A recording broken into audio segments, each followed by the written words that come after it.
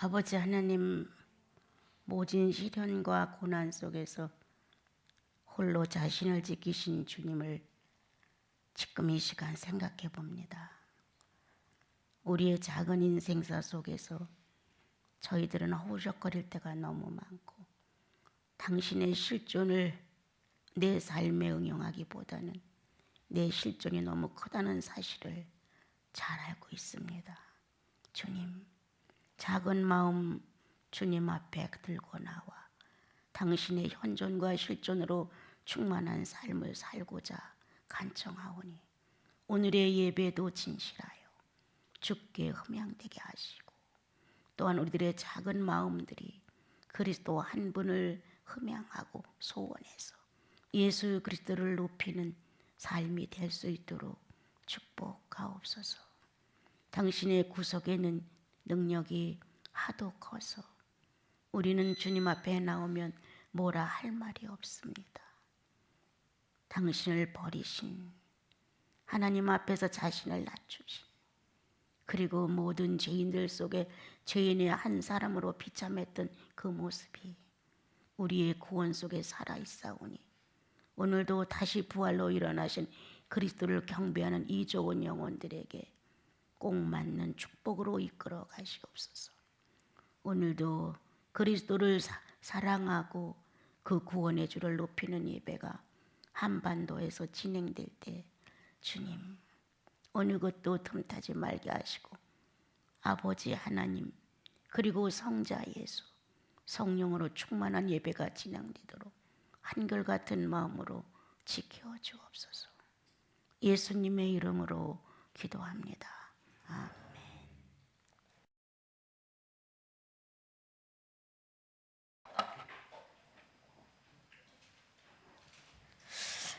여러분, 예수 그리스도가 내 속에 살아있는 존재로서 실감 있게 예수를 믿는다고 하는 것은 구속의 체험이 확실한 사람들에게 주어진 선물입니다.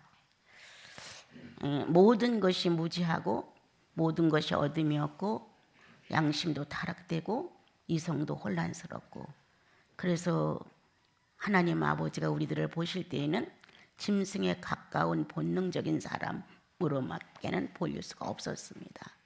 이런 지구상의 사람들이 다 마귀의 자녀들로서 행동하고 또 그것이 당연한 것으로 알고 있는 그때에 주님께서 계획하신 대로 예수 그리스도를 구주로 이 땅에 보내셨습니다. 그래서 구주가 이 땅에 오심으로 인하여 성경은 아주 정결하게 우리에게 기록하시기를, 하나님의 아들 예수가 나타나심은 마귀를 멸하심이라, 이렇게 아주 정확한 내용을 우리에게 소개해 주셨습니다. 처음에 성경을 보았을 때 그게 무슨 소리인가 했습니다. 내가 알고 있는 그 당시의 마귀상은 어떤 떠돌이 영 같은 그러한 마귀상으로만 제가 알았기 때문에 어떻게 보면 귀신에 가까운 마귀였겠죠. 그런데 나중에 성경을 조금씩 터득하고 주님의 실존에 대하여 좀 더 쉬운 말로 하면 아주 과학적이랄까, 이치에 맞고 그리고 아주 분명하고 이러한 어떤 내용이 밝혀지면서부터 아니었구나, 이런 마음이 들면서 이제 마귀라는 이 정체는 어떤 것이냐, 내 마음 안에서 하나님을 대적하는 것이다. 내 마음 안에서 하나님을 대적하는 마음이 있어서 나를 송두리째 대적자로 몰고 가는 것이로구나. 이게 마귀로구나. 이렇게 1차 내 작은 믿음 안에, 경험 부족한 내 안에 스스로 조금 깨달을 수 있었던 것이 그런 마음이었어요. 그래서 그때부터 달라진 건 뭐냐, 우리가 생각하는, 추상하는 이러한 마귀 귀신 정도, 이건 아무것도 아니다. 가장 중요한 건 내가 예수인인데 예수인으로서 하나님을 대적한다는 사실. 예수 안 믿는 사람들은 아비를 대적하든 불효를 하든 관심이 없지만, 우리는 하나님을 아버지라고 모신 친자식이라고 칭호를 하셨어요. 이렇게 했는데도 불구하고 나는 친아버지신 내 아버지 하나님 앞에 대적자로 쓰는 거예요. 하나님을 대적하는 대적자로 그것도 나눠주십시오. 내 재산은 내가 가져가서 관리하겠습니다 했던 탕자, 어떤 아버지의 두 번째 아들처럼 내 거를 내놓으시오. 내 마음대로 쓰겠습니다. 당연히 내 소유는 내가 관리하고 내가 알아서 하겠습니다. 이렇게 갖다 맡긴 것처럼 자기가 어떠한 것을 꼭 보장받아야 된다는 권리 행사를 하면서 재산을 받아 가지고 나가 마음대로 탕진을 했습니다. 아버지의 마음은 아들의 가치를, 아들의 권위를, 아들의 신분을 제대로 살리지 못하는 그 아들에 대하여 돌아오기까지 고심했습니다. 항상 그는 아버지 앞에 나와 그런 식의 발언, 내 거니까 주세요. 내 맘대로 쓰겠어요. 어차피 내 소유니까 내가 알아서 하겠어요. 나도 이제 장성했으니 나도 관리할 수 있어요. 이렇게 자기 자신을 피력해가면서 아버지의 재산을 뺐다시피 이렇게 해서 가져나가 마음대로 탕진하여 탕자라는 아주 멋진 이름이 붙게 됐어요. 어떤 것이냐? 아버지의 마음에 그와 같은 상처를 얹은 것, 대적자 아닌가? 두 아들이 있었는데 하나는 아버지 시키는 대로 가겠습니다. 그리고 안 갔죠? 한 아들은 나 못 가. 아빠 나 지금 못 가요. 이렇게 했는데 뒤에 계속 갔어요. 주님이 이것을 보기로 드시면서 어떤 게 이해냐? 어떤 게 효도냐? 어떤 게 아버지를 거역한 거냐? 큰아들은 겉으로 예라고 자기 자신의 위신과 모습과 체면을 살려 대답했지만 이 마음 안에는 아비 정도야 라고 무시하고 안 간 대적의 마음, 그것이 곧 불효요 마귀가 아니었던가.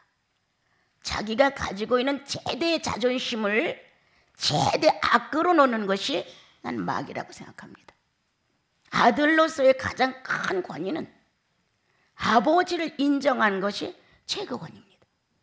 그런데 아들로서의 아버지와 관계된 이 하나의 내용 안에서 아버지를 거부했다는 것은 바로 대적자다.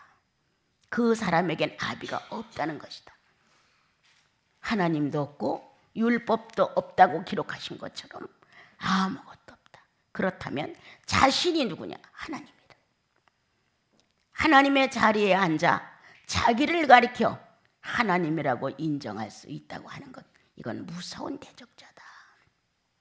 이렇게 내가 대적자가 될 때 내가 하나님의 거룩한 자리에 하나님 자체가 존재하는 것이 아니라 내가 그 자리에 앉아 권위를 휘두를 때 정말 거룩성의 전부를 안고 우리에게 오셔서 영생을 획득했을 때 너는 거룩한 내 자식이야. 하나님의 많은 속성 중에서 나와 여러분들이 알아들을 수 있었고 알아들으면서 마음에서 이해라고 화답할 수 있는 것, 내가 거룩하니 너도 거룩한 거야. 이렇게 했던 하나님의 속성 중에 거룩성이 나와 여러분들 속에서 화답했다는 거예요. 그래서 나와 여러분들 속에는 거룩하지 않은 것이 행사되면 불편해. 거룩하지 않은 것에 대하여 마음이 가고 행동이 가고 생각이 가고 이렇게 하고 나면 뭔가 영역이 감소된 것 같은 거예요. 실제로 감소되고, 그리고 이런 생활이 계속되면 이제는 죄인의 자연성으로 돌아가고 만다. 죄인의 자연성, 우리는 항상 생기의 수준에 머물러서 죄인의 자연성 속에서 그냥 이것저것 가리지 않고 내가 원하는 건 성취하는 것뿐이다. 그런데 주님을 영접한 이후에 죄인의 자연성은 조용해지고 의인의 자연성에 출발을 한다. 의인은 생기의 수준에서 선악과 앞에서 어떻게 하면 저걸 선악과를 소유할 수 있느냐가 아니라 선악과에는 자격이 없어. 선악과는 내게 아니야. 세상적이요, 정욕적이요, 마귀적인 것에서 우리는 이미 해방을 받았어. 그러니까 선악과는 내게 아니야. 선악과를 딴들 내가 이 내용을 어떻게 감당할 것이냐. 이렇게 의인의 자연성은 선악과를 스스로 선별한다.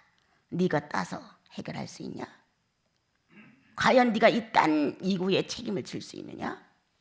이렇게 선한 판단력과 선택의 능력을 구분하게 한다. 내 실력이 어느 정도냐? 선악과를 따도 나는 감당 못해. 선악과가 지니고 있는 그 많은 죄들에 대해서, 사치성에 대해서, 타락성에 대해서, 본능적인 것에 대해 내가 어떻게 책임을 져? 나는 아니야. 나는 주님처럼 청빈하게 살래. 작을지라도 짧을지라도 굵고 정확하게 살래. 이러한 판단이 영혼 속에 존재된다고 하는 것은 성령의 지각이 활동하고 있다는 것이다.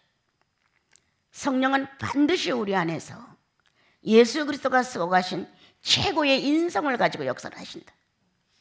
너는 선악과를 줘도 감당 못해. 너는 선악과를 따먹으면 그 즉시 너는 좌절하고 절망할 것이다. 왜? 성령의 활동이 정지되니까.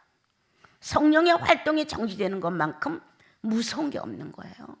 이제 성령의 활동이 정지되고 나면 내 영이 있는 대로 발악을 하는 거예요.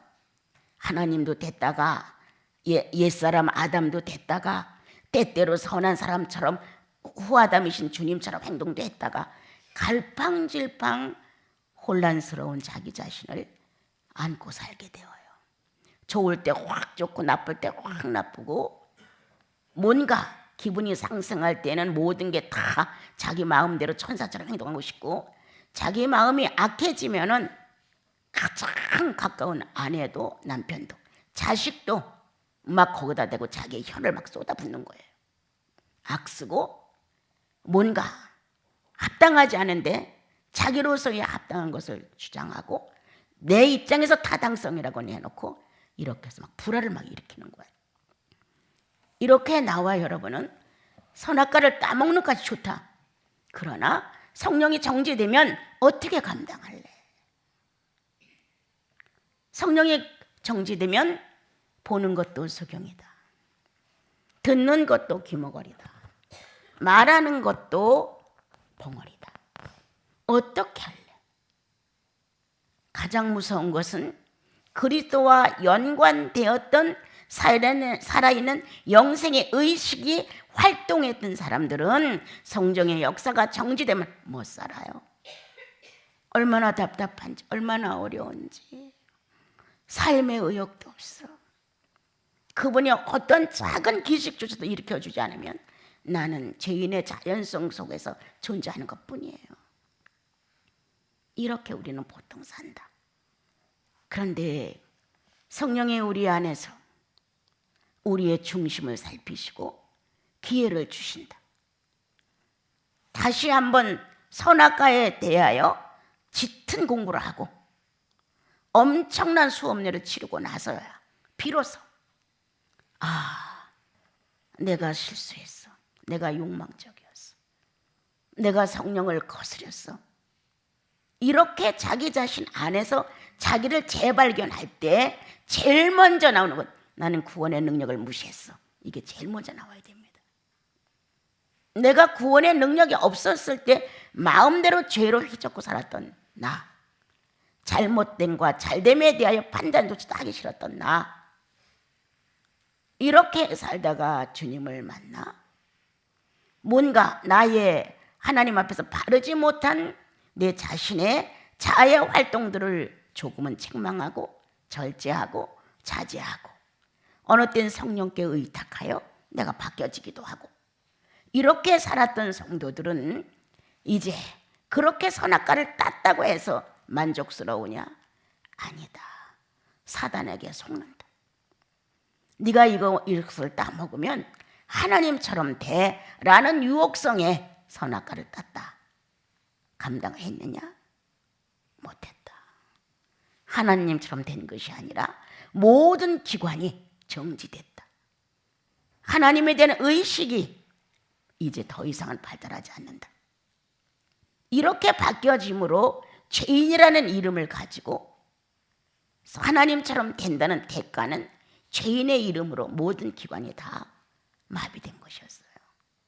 그런데 우리가 이렇게 살아가면서 의인의 자연성으로 산다. 그리고 늘 생각한다. 나는 위험한 사람이야. 나는 위기에 처했어. 언제라도 죄를 보면 나는 딱 선택할 수 있는 사람이야. 이렇게 의인의 자연성은 내가 누군가를 안다.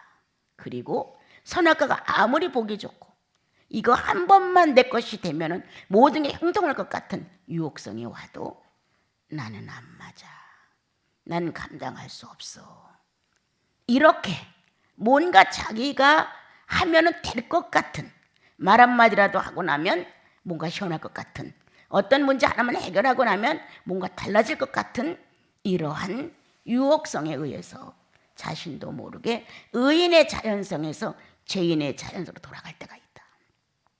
그러나 성령은 아니야. 내가 참으로 의인의 자연성 속에서 신음해 받는가? 죄인의 자연성으로 돌아가지 않게 하기 위해서 나는 주님을 불러받는가? 내가 이와 같은 사건에 시들리고 있는데 주님 나를 좀 도와주십시오. 내가 죄인의 자연성으로 들어가 생기의 연약성을 안고 선악과를 따야만 직성이 풀릴 것 같은 유혹에 내가 시달리고 있습니다. 이렇게 의인의 자연성 속에서 죄인의 자연성으로 전락하려고 할 때 신음해봤냐? 주님을 찾아봤냐? 그리고 내 작은 믿음을 가지고 이와 같은 환경과 문제를 넘어갈 수 없는 나를 주님 앞에 고백해봤냐? 나 안 되어요, 주님. 이렇게 우리는 큰 짐을 진 것이 아니라 내 자신의 짐을 진 사람들이에요. 아주 작은 짐을. 예수 그리스도는 인류의 전체의 죄의 짐을 다 지신 분이에요. 그래서 겟세마네 동산에서 이 잔을 내게서 물리실 수 없어요?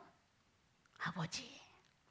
이렇게 요구를 했지만 그러나 내 뜻대로 하지 마십시오. 아버지 뜻대로 하십시오. 이렇게 아버지 뜻에다가 자신을 던짐으로 넘어감으로 그는 자기의 뜻을 이루지 아니했다. 주님은 다시 말하면 하나님 아버지는 무엇을 기억하셨을까? 부활로 그를 일으키실 때 가장 멋있는 능력을 사용할 수 있었던 것은 아버지 뜻대로 하십시오예요. 거기서 하나님은 자신 있게 권위 있게 권세 있게 내 아들이 나를 인정했어.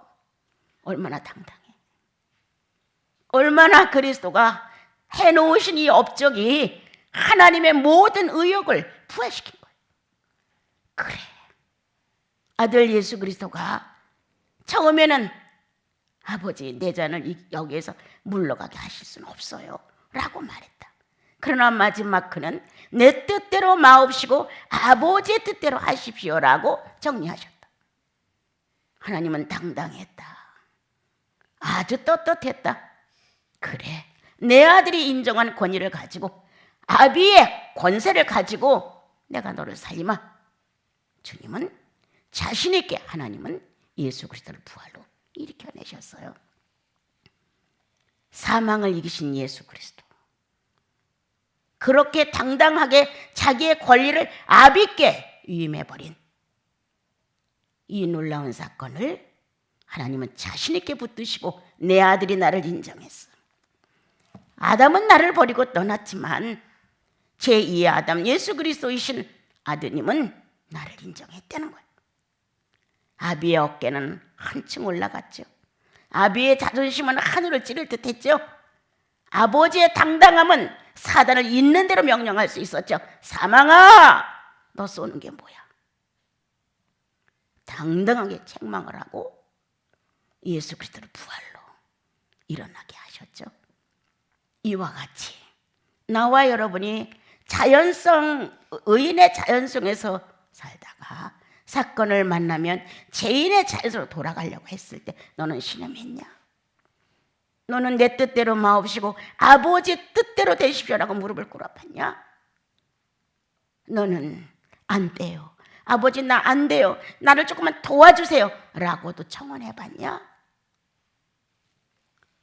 그러한 잠재의식 속에서라도 무의식 속에서라도 하나님 아버지를 인정하는 권위가 있었느냐? 자존심이 있었느냐? 내가 너를 살려주마. 주님은 이렇게 되어 있는 나와 여러분의 상태에서 다시 의인의 자세로 그러한 과정을 거쳐서 죄인의 자연스로 갔다 할지라도 주님은 그걸 기억하신다. 네가 막바지에 이르렀을 때 하늘을 우러러 탄식했던 네 마음을 무언가 예수 그리스도의 구속이 내게서 살아있다는 증언을 해준 사실에 대하여 주님은 기억하신다. 그래서 다시 비춰주신다. 다시 한번 생명의 능력으로 이 자녀에게 말씀하시고 스스로 나 돌아가고 싶어요. 내 의인의 자연성으로 내가 돌아가고 싶어요 라는 고백을 할 수 있도록 충동을 주신다. 충격을 주셔요. 그래, 이까짓 게 뭐야? 이런 것들이 다 뭐야? 이런 게 도대체 무슨 의미가 있어? 라는 생각을 갖고 나는 내 자리를 찾아야 돼. 나는 하나님의 자녀야. 나는 성령이 있는 사람이야 라는 자각 속에서 다시 돌아올 수 있도록 주님은 마네킹을 사용하지 않습니다. 살아있는 사람을 사용하죠. 그래서 이렇게 옮겨놓는 게 아니고 아버지 내가 이렇게 했습니다. 자원적으로 자기의 생명력을 사용해서 의인의 자리로 돌아갈 수 있는 마음의 움직임이 온다는 거예요. 그건 주님의 시도였어요. 주님이 하신 일이었어요. 그러나 내가 느낄 땐 내가 한 것 같은 거예요. 그래서 의인의 자리로 돌아오지요. 이제 우리는 어떤 자연성으로 들어가야 되느냐?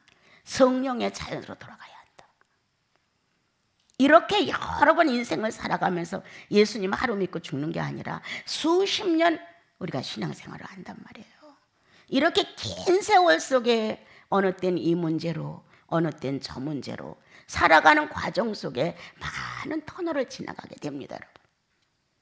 그러면서 어느 결엔가 우리는 성숙해 간다. 형제요, 연약한 자신에 대하여 너무 연민하지 말고 다시 사신 그리스도 안에서 새로운 힘을 얻어보자. 우리가 어떠한 일에 절망해서 초라해진 자기 자신을 붙들고 연연하지 말고 다시 주님께로 내 마음을 돌려 성령의 자연성으로 돌아가자. 의인의 자연성에서는 항상 죄인의 자연성이 가까이 붙어 있다.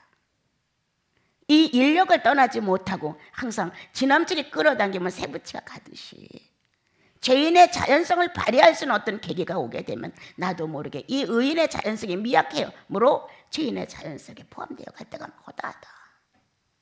그리고 우린 단식한다. 그리고 스스로 부끄러워한다. 그리고 스스로 주님 앞에 나와 난 뭔가 라고 생각하게 한다. 내가 구원의 능력이 내 안에서 이거 하나를 제재시키지 못했다면 나는 구원을 부끄럽게 한 사람이야. 주님, 그리스도가 십자가 못 박아 죽은 이런 사실을 내가 찬양하고 많이 듣고 또한 그것이 내 구원의 역사에 한 능력을 제공했기에 나 같은 사람이 예수를 선택할 수 있었습니다. 난 내가 늘 그렇게 생각하거든요. 어떻게? 나는 그리스도가 그렇게 하지 않았으면 난 예수 안 믿어. 자기 자신을 십자가에 못 박고 하나님의 뜻에 자기를 버렸던 예수 그리스도가 나를 울리고 그리고 내가 어떤 상황이 와도 그 상황 속에서 그리스도를 사랑할 수 있게끔 선택할 수 있게끔 그분을 보고 내 얼굴이 눈물로 막 가득가득 채워져도 난 당신의 사람이에요. 내가 많은 실수와 오리를 범하고 사람들에게 실망을 주고 내 자신도 절망하는 문제가 온다 할지라도 나는 예수의 사람이에요. 이렇게 내 자신을 그분께 정직한 고백을 한다. 거룩한 고백을 한다. 예수의 거룩한 구원의 능력이 내게 사용되지 못했다는 죄책으로 나는 내가 얼마나 이 구속의 능력을 제대로 활용하지 못한 죄인인가를 다시 한번 생각한다. 그리고 예수 그리스도를 비참하게 했다는 이 마음이 한동안 가슴에서 쓰리다. 그러면서 우리는 성장해 가며 성령의 자연성을 요구하게 된다. 지금 이 내용이 새로 하나님 안에서 산 자로 여길지어다. 죄에 대해서는 죽은 자요, 하나님 안에서는 산 자로 여길지어다. 그래서 죄인의 자연성은 죽은 자로 여기는 것이다. 의인의 자연성은 중간 상태에서 연약할 땐 생기의 수준밖에 안 되기 때문에 선악과를 따버린다. 그러나 전달해드린 것처럼 내가 그때에도 주님을 의식했냐? 그때에도 그리스도의 구속을 의식했냐? 그때에도 하나님의 양심이라는 사실을 내가 의식할 수 있었느냐? 그리고 나는 도와달라고 간청했냐? 아니면 내가 예수 믿기 때문에, 예수님의 이름이 있기 때문에, 내가 구원받은 자이기 때문에 이런 건 내가 어울리지 않아 라고 아픔을 견디면서도 주님을 찾아봤냐? 그러면 주님은 나와 여러분을 의인의 자연성으로 회복시켜준다.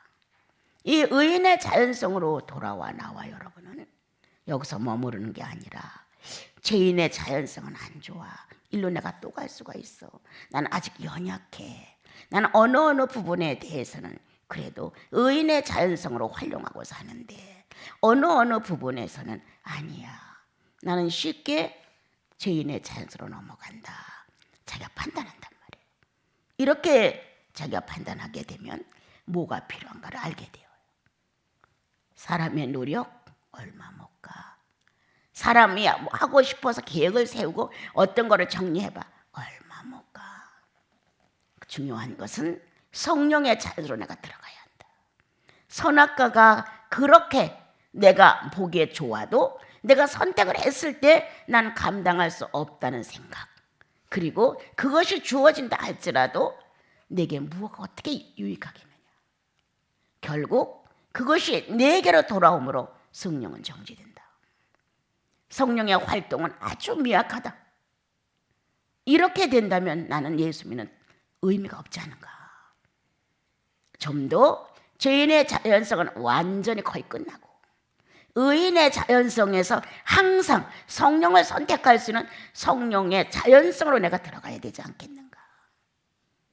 예수께서 말씀하신 대로 살아있는 자, 왜 나를 죽은 자 중에서 찾느냐.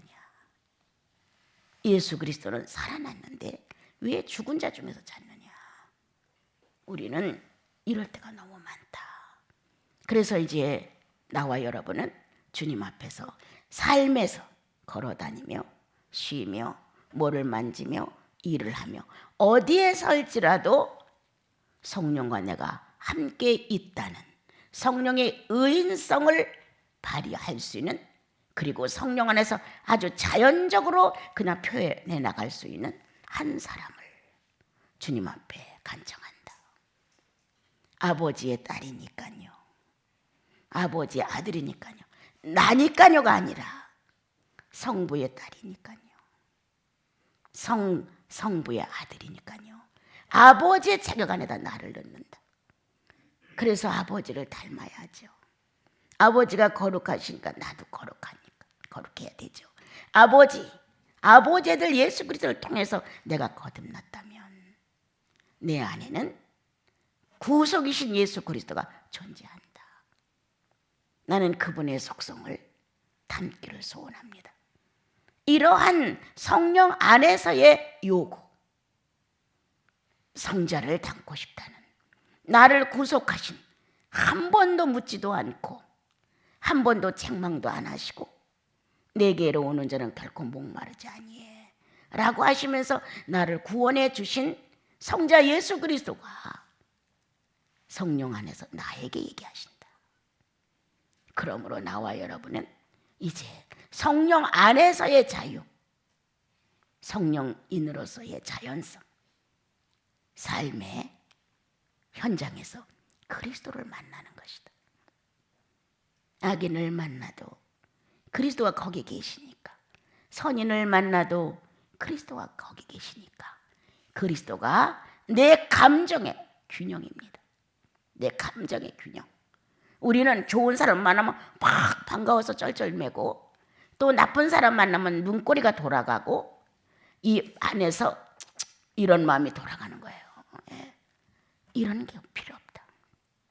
거기에 그리스도가 계시니까, 현장에서 아버지의 뜻을 성취하신 그리스도가 계시니까, 갈보리 산에서 그 많은 사람들 속에 거의 벌거벗긴 몸으로 채찍에 맞고 찔리고 손발에 못을 박으신 비참한 예수 그리스도가 다시 부활하셔서 군중 속에서 더욱이 12 제자 속에서 자기의 현실을 증명해 주신 주님이 함께 하시니까, 부활은 어느 날 예배로 부활절 행사라 끝나는 것이 아니라, 부활은 주님과 같은 공간을 쓰는 게 부활이에요.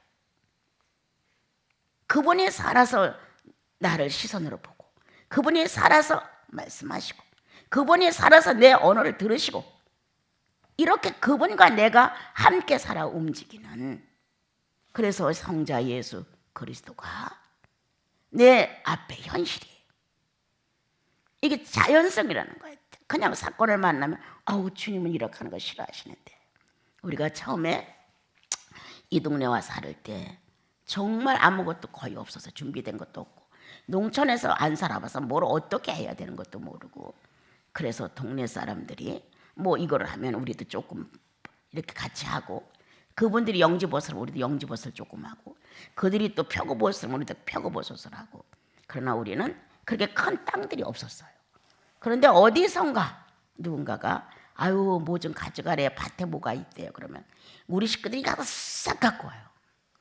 아주 뭐 하나도 안 남기고. 그래서 무서운 사람들이라고 그랬어요. 무서운 사람들. 뭔가 주어진 것이 있으면 갔다가 형제 자매들을 거기 갔든 안 갔든 갔다가 다 놓아서 필요하게 썼어요. 이렇게 살았다.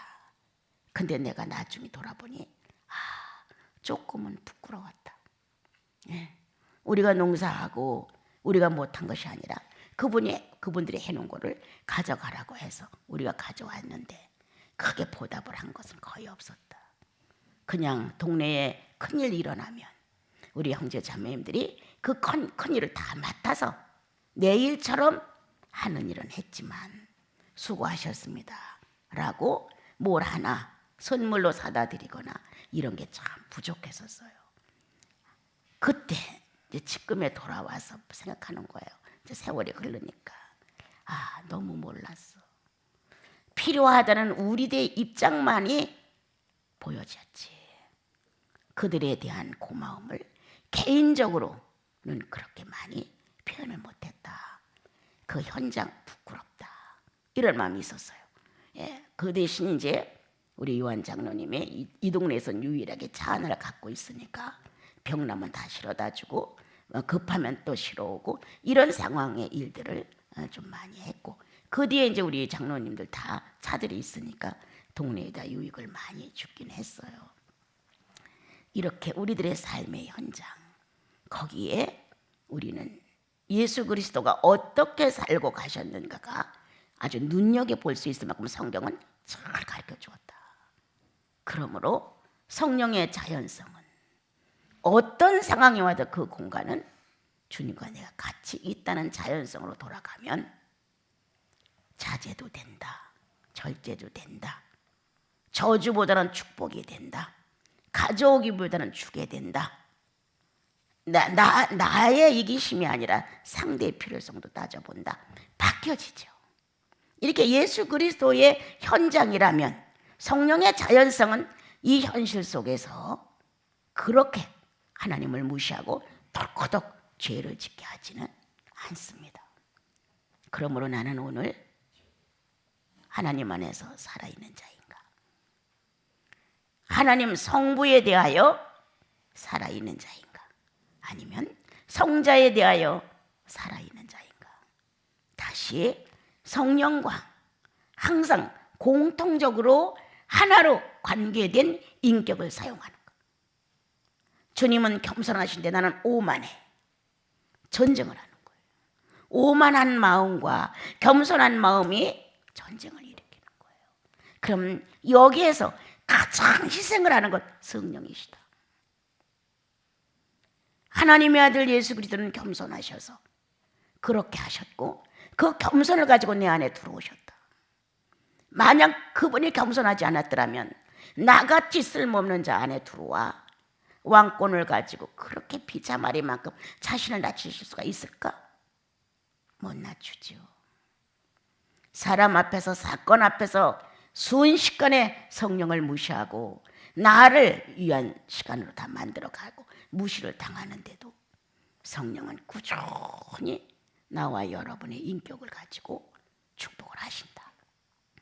그래서 예수 그리스도가 우리 안에 존재한다는 사실을 성령이 일깨워주면서 너희의 주는 이렇게 겸손하셨어. 너희의 주는 할 말이 얼마나 많았겠니? 그런데 털 깎는 자 앞에서 잠잠한 양같이 입을 열지 아니했어. 이렇게 예수 그리스도가 하고 가신 그 내용을 하나로 인격화하려고 성령은 오늘도 쉬지 않고 너희의 주님은 이렇게 하셨어. 이렇게 나에게 설명을 하신단 말이에요. 그러니까 자연적으로 성령이 내 삶의 자연성으로 나타나기 시작을 하시는 거예요. 우리들은 그냥 성령 충만이 다른 어떠한 것으로 움직여지기를 바라는데 성령은 하나님의 아들 예수 그리스도가 사람으로 이 땅에 와서 살고 가신 죽었다가 부활하신 신성의 완전성과 인성의 완전성을 결합한 인격을 성령을 통해서 우리 안에서 재현하신다. 어느 때는 인성으로, 어느 때는 신성으로.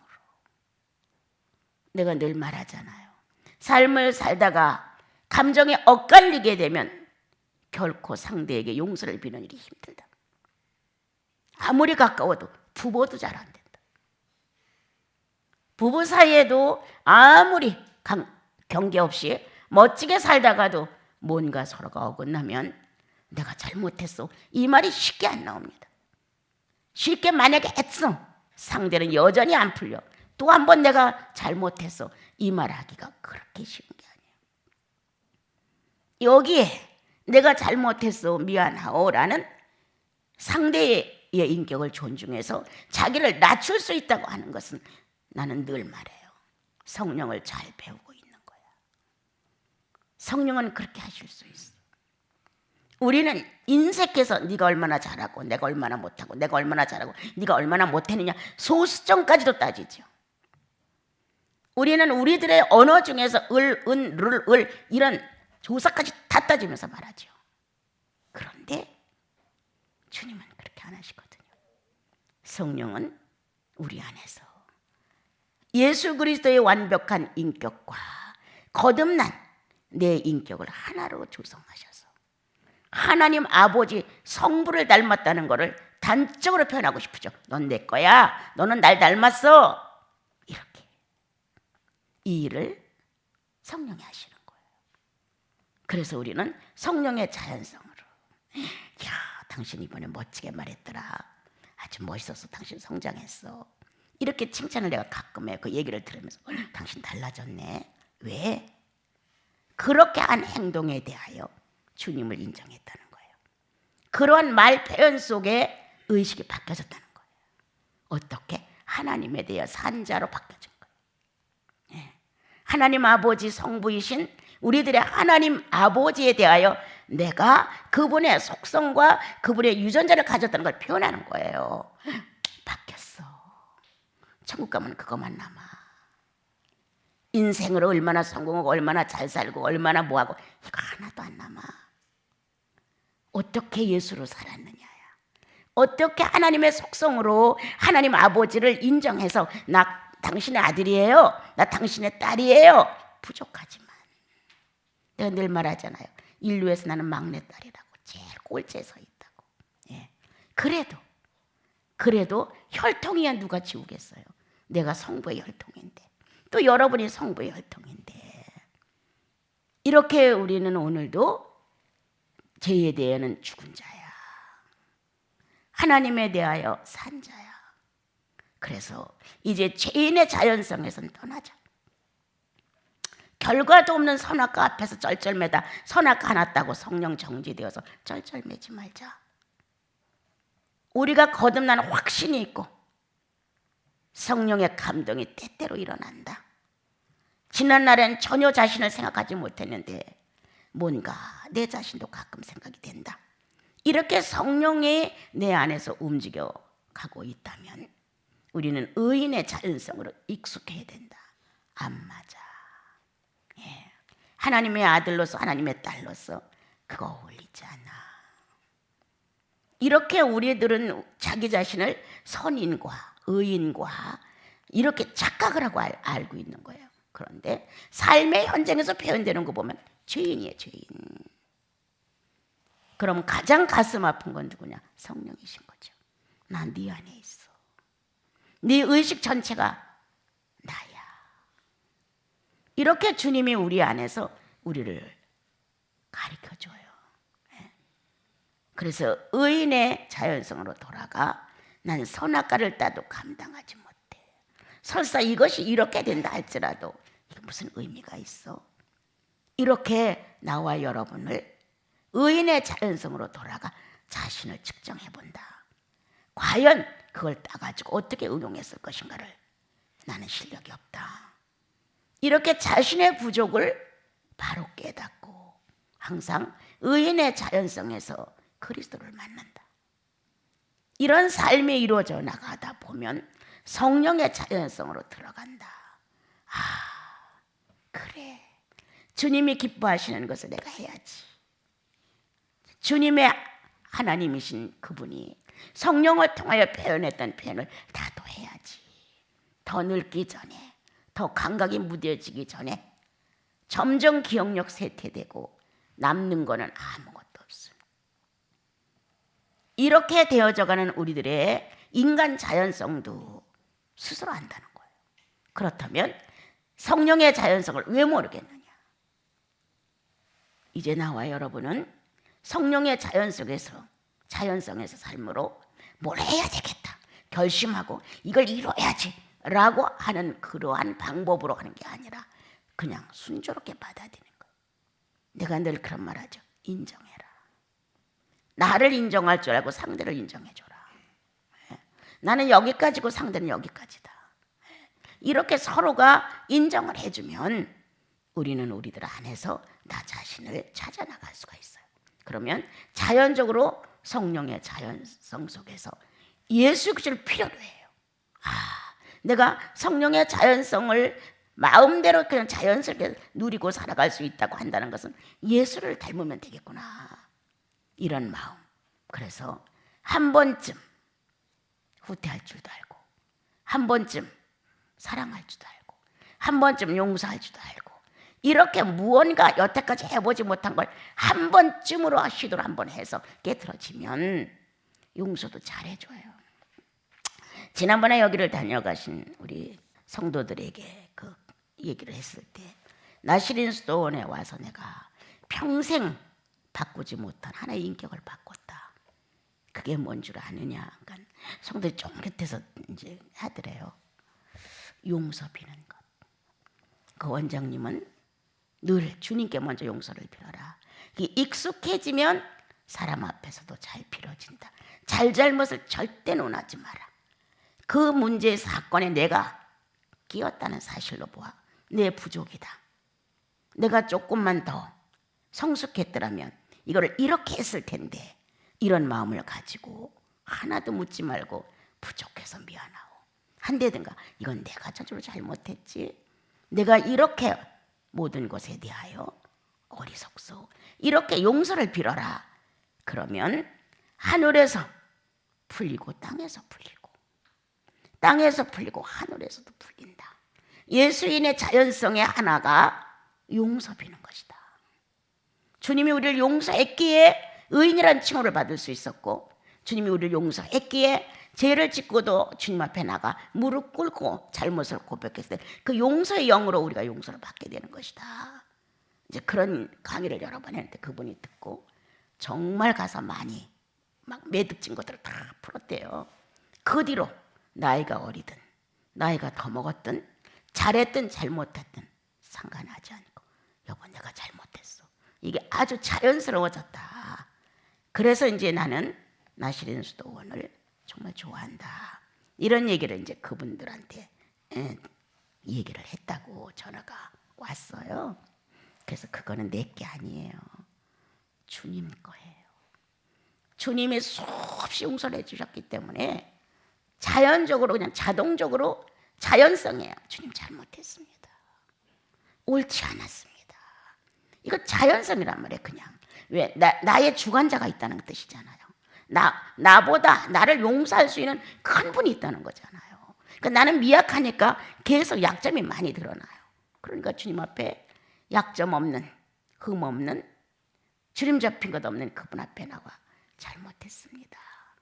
이렇게 나를 고발하고 정확하게 뉘우침을 가지고 고백함으로 회개함으로 인하여 난 내 형제에게도 그건 내 잘못이야. 내 자매에게도 그건 내가 그렇게 했지. 내 잘못이지. 그건 내가 잘못한 거야. 이거 하나도 어렵지 않아요.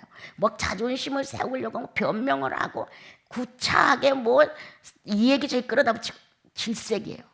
그냥 잘못했다. 이건 내 잘못이야. 끝나는 거야. 더 이상 이유도 없어요. 깔끔하게 정리해버리는 거예요. 그리고 되새기지 말아야 돼요. 끝난 거야. 그 사건 그것으로 끝난 거예요. 그리고 새롭게 출발하는 거예요. 처음엔 나도 어느 사람들을 놓고 계속 반복되는 그 모습을 볼 때 새롭게 새로운 출발이 안 됐어요. 또 저래. 이렇게 됐고 야 저놈은 언제나 고쳐져. 이렇게 마음이 먹었었어요. 그런데 안 돼. 내가 그런다고 그 상대가 바뀌어요? 안 바뀌어요 여러분. 그래서 그래 인정해 주자. 그런 그 정도야. 그 수준밖에 안 돼. 더 이상 욕을 해서는 안 돼. 그럼 내가 죄를 짓는 거야. 이렇게 바꿔버렸단 말이에요. 그러니까 죄가 안 돼. 내 마음에 죄가 안 되는 거예요. 그래 알았어. 이렇게 되죠.